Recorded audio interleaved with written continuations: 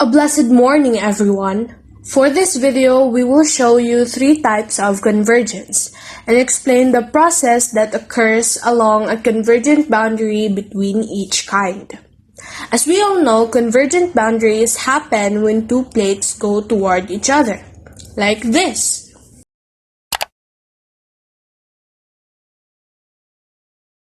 What you just saw is an example of a convergence of an oceanic and a continental plate.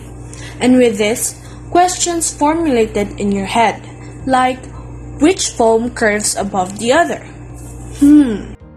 I have observed that when we slowly push 4 cm inward each outer ends of the foam B curves above foam A. Water increases the density of the foam due to the increased mass. From the video, the dry foam is the continental crust, and the wet foam is the oceanic crust.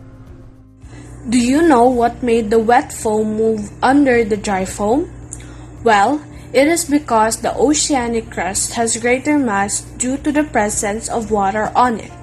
Therefore, its density is also greater, and this causes the oceanic crust to dive down or subduct under the continental plate. Now, for the convergence of two oceanic plates. As we can see in the process, one foam moved on top of the other while converging, and the top foam suddenly flips up. So some water was pushed forwards and up, resulting in a tsunami on the water surface. Now, imagine the foams as the Earth's plates. Then, they are oceanic crust where one subducts under the other. What will happen next? Well, subduction occurs because one plate is denser than the other.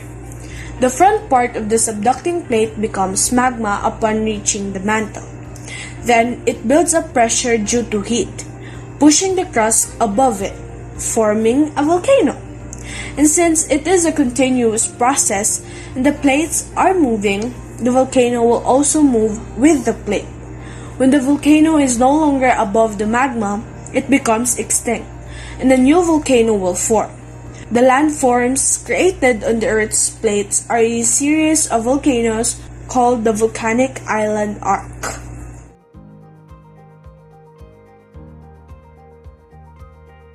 The video shows the convergence of two continental crusts, and as you can see, a crack called a fault was formed, and the colliding parts of the cracker pile up and gather. Now, let us imagine the crackers were the Earth's crust. Will subduction occur? No. Will volcanoes form? No. Then what will happen? What landforms will this convergence form? Well, the high convergence will result in a group of high landforms that we call mountain or mountain ranges.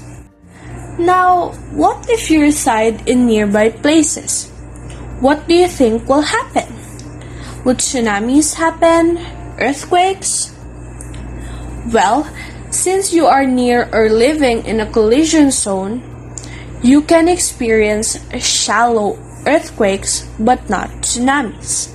Since they are both continental plates, this means that the convergence happened inland. Do you think volcanic eruption will happen? The answer is no. Since there is no subduction, there is also no volcanoes formed, which means there is no volcanic eruption. From the video you just saw, where do you think the divergence of plates usually takes place? Divergence of plates usually takes place under any bodies of water.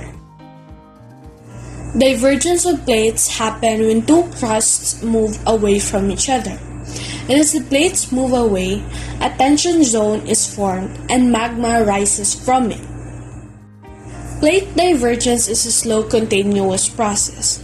And as the plates slowly move away from each other, the gap between them also slowly increases or widens.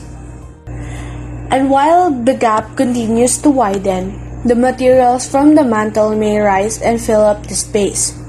As these materials continue to rise, it piles up, forming a mountain-like structure called ocean ridges.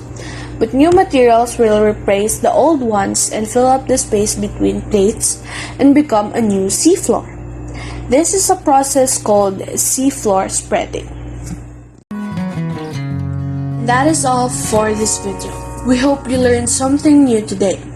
Again, we are Group 6 at your service. Until the next time,